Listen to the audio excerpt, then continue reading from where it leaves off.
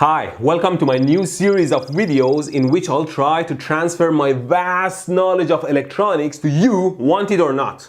Why am I doing this? Because I'm tired of hearing you guys say, I don't have a clue what this guy is saying, I'm just here for the hurting. Not anymore. You will watch this series and you will see beyond the hurting. You can potentially design your own circuits too.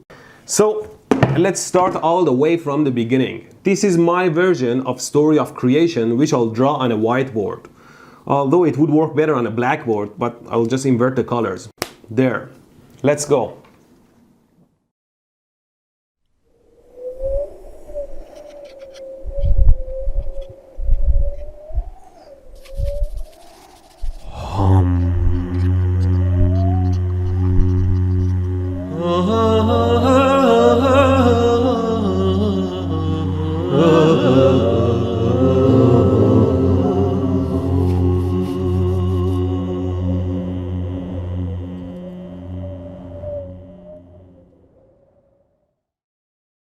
At the beginning, there was nothing. No time, no space, no up nor down, nothing. Void was all there was. But how can there be nothing if nothing can be? If nothing is here, maybe something is there. So this caused a crack in the heart of, well, nothing. And she came out of it, from there to here. I name her Donya, which in Farsi means the world or universe. Donya existed forever, because forever was meaningless. Time was not yet in existence. Donya was infinite, because, well, there was nothing else. Donya was also infinitely small, because there was only room to grow. Donya had a strong will to be, the outcome of nothing, the child of void. Donya was anything but the void.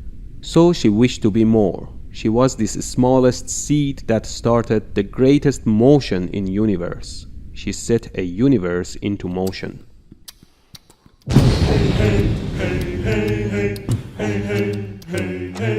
Day 1. In a fraction of a second, Donya expanded into an extremely hot and bright universe. Everything came into existence inside of her. Rules, laws, matter, antimatter, everything. No matter if they could or could not be. So of course, this wasn't a success story. Many rules collided, laws contradicted. Imagine one was saying gravity would attract, while the other was saying it should repel. So they met and cancelled each other. Matter and antimatter collided and collapsed. Most of what was went to their dark past, biding their time to show up again when the moment was right. Out of this war to be, it was the matter that remained. Why? Because if this is matter and this is antimatter, they cancelled most of each other and turned into huge energy. But luckily, matter was just this much more than antimatter, and that built our current cosmos. And as we figured, 4 forces rose from the ashes of the war to rule the universe. First, the strong nuclear force that as the universe cooled down brought together the nucleus or core of the atoms. Second, the electromagnetic force was brought into life by the birth of electrons and protons. These two were charged by this magical force that we call electric force, where opposites attract. While the atom core of equal protons and neutrons were held together by strong nuclear force, electrons rotate around the proton-rich nucleus to form atoms. Well, not in such perfect orbits, but rather a cloud of probability. Electron could be anywhere in this cloud, but more likely in this area.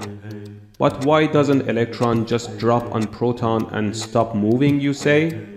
Because quantum physics, bitch. And this is the beginning of our journey into electronics. The electron was born. Third force was the weak nuclear force, decaying the atom core particles.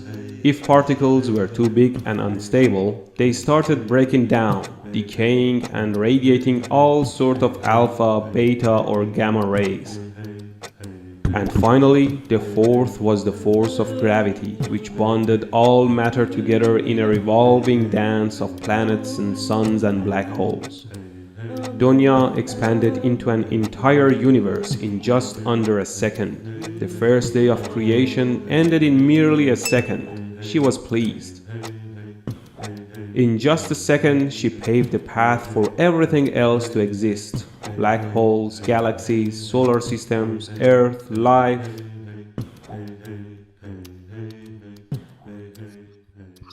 Well, Dunya is still getting larger and larger, expanding into nothing.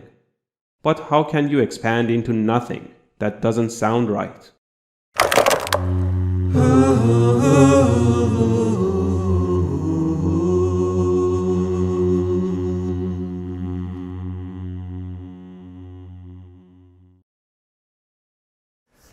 Wow, that was deep, and it took forever to make. Of course, for the most part, it was based on scientific theories. I just filled in some scientific holes with my own imaginary theories. Who knows, they might be true. Just one request, please don't turn this into a religion and start worshipping the magnificent unibrow.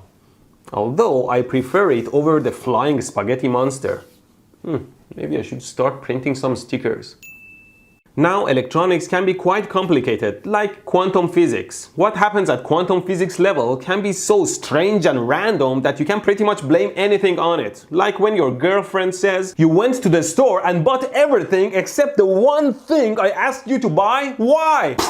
Quantum physics.